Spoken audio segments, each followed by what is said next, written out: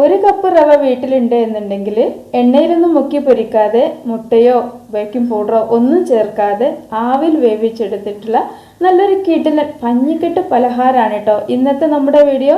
ഈ ഒരു പലഹാരത്തിൻ്റെ പ്രത്യേകത എന്താണെന്നറിയോ? നമുക്കൊക്കെ ഒരുപാട് ജോലി തിരക്കൊക്കെ ഉണ്ടാവില്ലേ, ആ ഒരു ടൈമിലും നമുക്ക് ഉണ്ടാക്കിയെടുക്കാൻ പറ്റുന്നുള്ളതാണ്. നമുക്കിതൊന്ന് കുത്തിക്കലക്കി അങ്ങോട്ട് തീമരയ്ക്ക് വെച്ച് കഴിഞ്ഞാൽ തന്നെ നല്ല അടിപൊളി പഞ്ഞിക്കെട്ട് പലഹാരം കിട്ടുകയും ചെയ്യും. ആ ഒരു സമയം കൊണ്ട് നമ്മളെ വീട്ടിലുള്ള എല്ലാ ജോലികളും നമുക്ക് സിമ്പിളായിട്ട് ചെയ്യാനുള്ള സമയമുണ്ടാവും. നമ്മൾ വേറെ എന്ത് പലഹാരം ഉണ്ടാക്കുകയാണെങ്കിലും ഒരുപാട് ടൈമായതിന് വേണ്ടി വരും, പിന്നെ നല്ല ചിലവായിരിക്കല്ലേ.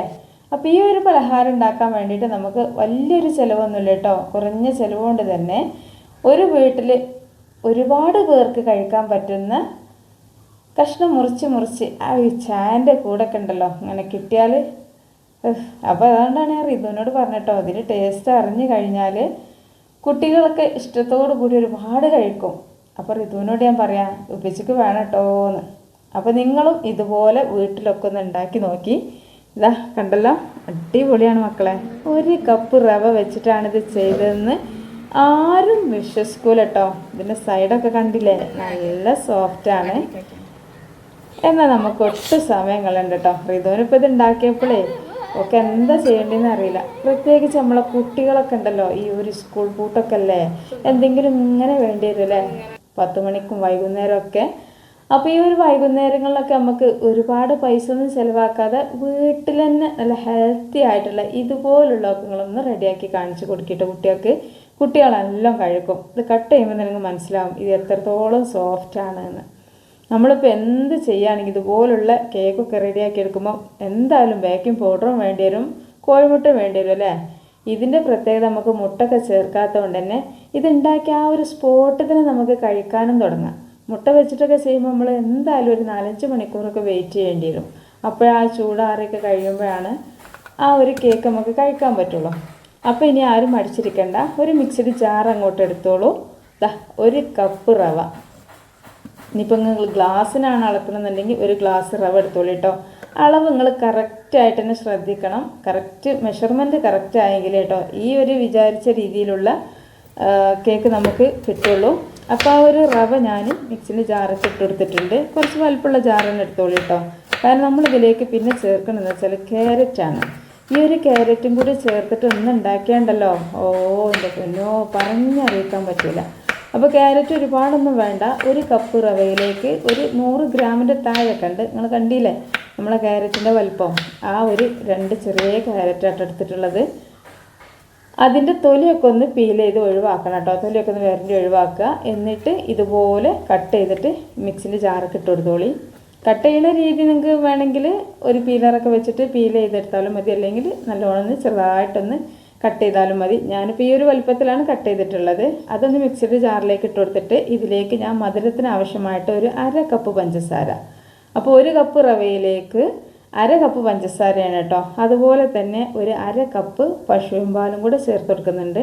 നിങ്ങളുടെ കയ്യിൽ പാലില്ല എന്നുണ്ടെങ്കിൽ ഇതിന് പകരം നിങ്ങൾക്ക് തൈര് ചേർത്ത് കൊടുത്താലും മതിയാവും. പുളിയില്ലാത്ത തൈര് ചേർത്ത് കൊടുക്കുക. ഇനി ഒന്നുമില്ലെങ്കിൽ ഇളം ചൂടുള്ള വെള്ളം ഒഴിച്ചെടുത്താലും മതിയാവും കേട്ടോ. അപ്പോൾ പാല് വെച്ചിട്ട് ചെയ്യുമ്പോഴാണ് ഇതിന് നല്ല ടേസ്റ്റ് ഉണ്ടാവുക. അപ്പം കഴിയുന്നത് നിങ്ങൾ പാലോ തൈരോ പുളിയില്ലാത്ത തൈരോ ചേർക്കുക. തൈരിനേക്കാളൊക്കെ എനിക്ക് ഏറ്റവും കൂടുതൽ ടേസ്റ്റ് തോന്നിയത് പാല് വെച്ചിട്ട് ചെയ്യുമ്പോഴാണ്. അപ്പോൾ പാല് കാച്ചിയ പാലാണെങ്കിലും ഇനിയിപ്പോൾ ഫ്രിഡ്ജിൽ നിന്ന് എടുത്ത് തണുത്ത പാലാണെങ്കിലും ഒന്നും കുഴപ്പമില്ല കേട്ടോ. ആ തണുപ്പോട് കൂടിയൊക്കെ ഒഴിച്ചെടുക്കാം. അപ്പോൾ ഞാനിതൊന്ന് നന്നായിട്ടൊന്ന് അരച്ചെടുത്തിട്ടുണ്ട്.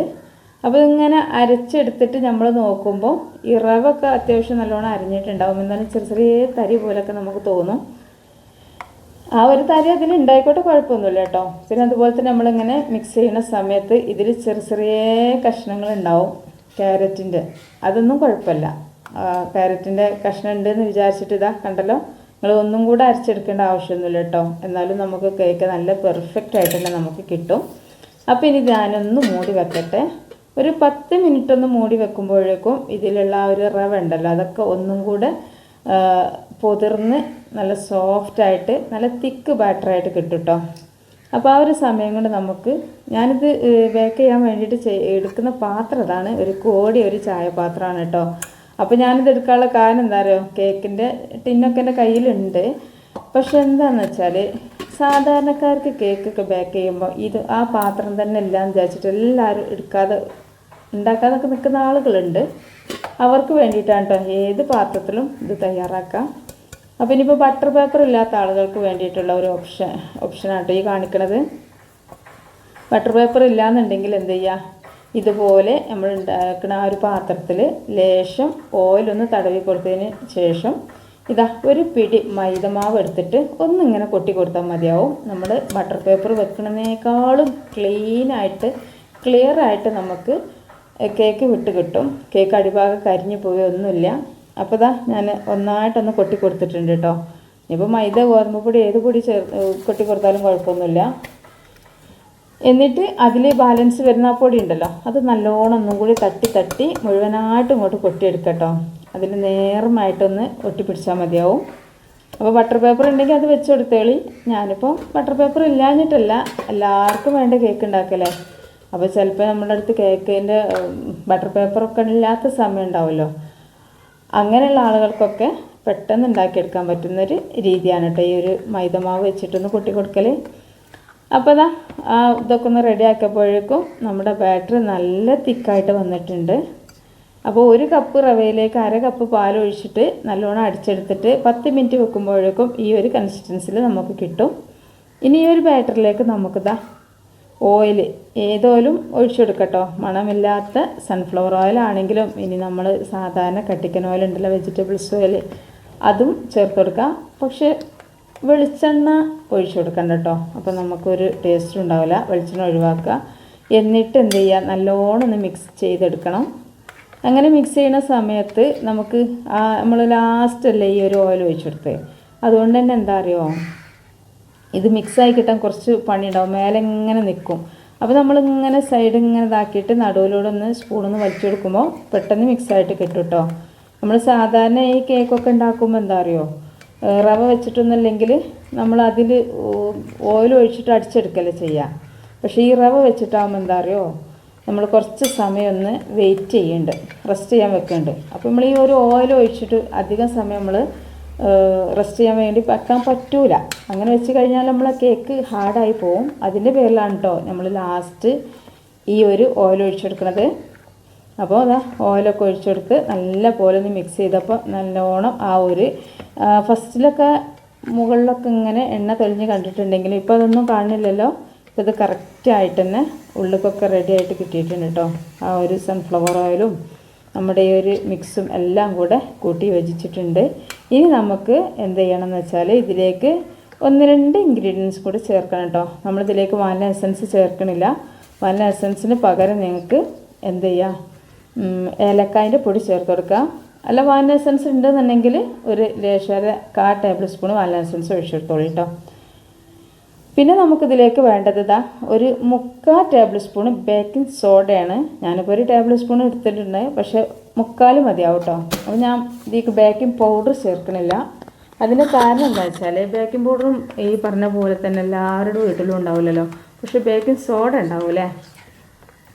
അപ്പോൾ നിങ്ങൾ മുട്ടൊക്കെ ചേർത്തിട്ടുണ്ടാക്കുകയാണെങ്കിൽ ഒരു 1/2 ടേബിൾ സ്പൂണൊക്കെ മതിയാവും കേട്ടോ ബേക്കിംഗ് സോഡ. നമ്മളിപ്പോൾ മുട്ടൊന്നും ചേർക്കാതെ ഉണ്ടാക്കുകയല്ലേ, അതുകൊണ്ടാണ് 3/4 ടേബിൾ സ്പൂണ് ബേക്കിംഗ് സോഡ എടുത്തത്. അതായത് നമ്മുടെ വീട്ടിലൊക്കെ ഉണ്ടാകുന്ന അപ്പക്കാരാണ് ബേക്കിംഗ് സോഡ. ബേക്കിംഗ് സോഡ എന്താണെന്ന് ചോദിച്ചിട്ട് അറിയാത്ത ആളുകളൊക്കെ കമൻറ്റ് ചെയ്യാറുണ്ട്, അതുകൊണ്ടാണ് കേട്ടോ പ്രത്യേകം പറഞ്ഞിരുന്നത്.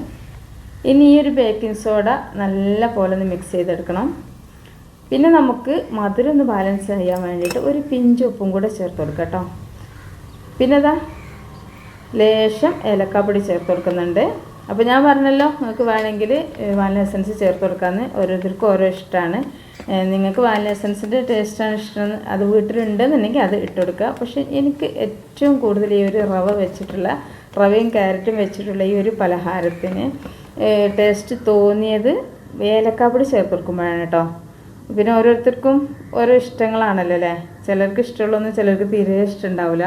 ഓരോരുത്തർക്കും നാവിന് ഓരോ രുചിയാണ്. ഓരോരുത്തരുടെ സ്വഭാവം പോലെ തന്നെയാണ് ഓരോരുത്തർക്കും ഓരോ ഭക്ഷണത്തിനും മാറ്റങ്ങളൊക്കെ. അപ്പോൾ ഏതായാലും നമ്മളെ ബാറ്റർ ഇവിടെ റെഡി ആയിട്ടുണ്ട്. പാത്രമൊക്കെ ആദ്യമേ റെഡിയാക്കി വെച്ചതുകൊണ്ട് തന്നെ പാത്രത്തിലേക്ക് ഇനി ഒന്ന് ഒഴിച്ചു കൊടുത്താൽ മതിയാവും കേട്ടോ. അപ്പോൾ നിങ്ങൾ കണ്ടല്ലോ ബാറ്ററിൻ്റെ ആ ഒരു കൺസിസ്റ്റൻസി. ഈ ഒരു രീതിയിൽ ചെയ്ത് കഴിയുമ്പോഴാണ് നമുക്ക് നമ്മുടെ കേക്ക് നല്ല അടിപൊളി സോഫ്റ്റ് പഞ്ഞിക്കെട്ടായിട്ട് കിട്ടുക കേട്ടോ. ഇത്ര സംഭവങ്ങൾ നമ്മൾ ചേർക്കണുള്ളൂ, വലിയൊരു ചിലവോ കാര്യമൊന്നുമില്ല. അപ്പോൾ ഇതിനൊക്കെ മനസ്സിലാവണില്ലേ എത്രയോ കഷ്ണങ്ങൾ നമ്മളതുകൊണ്ട് വെട്ടിയെടുക്കണമുണ്ട് കേട്ടോ. അപ്പോൾ ഞാൻ ഈ ഒരു പാത്രത്തിലേക്ക് കൈ കൊണ്ട് നല്ലോണം വടിച്ച് ഒഴിച്ചു കൊടുത്തിട്ടുണ്ട്. സ്പൂൺ കൊണ്ട് നമ്മളിങ്ങനെ മിക്സ് ചെയ്തുകൊണ്ട് തന്നെ കൈ വേണം. സ്പാച്ചില കൊണ്ടൊക്കെയാണെങ്കിൽ പിന്നെ സ്പാച്ചില കൊണ്ട് വടിച്ചാൽ തന്നെ പാത്രം നല്ലോണം ഫിനിഷായിട്ട് കിട്ടും. അപ്പോൾ ഞാനിത് നല്ലോണം ഒന്ന് കൊട്ടി കൊടുത്തിട്ടുണ്ട് കേട്ടോ. ഇതിൻ്റെ ഉള്ളിൽ വല്ല ഹെയർ ബബിൾസൊക്കെ ഉണ്ടെങ്കിൽ അതൊക്കെ ഒന്ന് പൊട്ടിപ്പോയിക്കോട്ടെ എന്ന് വിചാരിച്ചിട്ടാണ്. ഇനി നമുക്ക് എന്ത് ചെയ്യാം, ബേക്ക് ചെയ്യാൻ വേണ്ടി തുടങ്ങാം. ഓവനൊന്നും വേണ്ട മക്കളെ.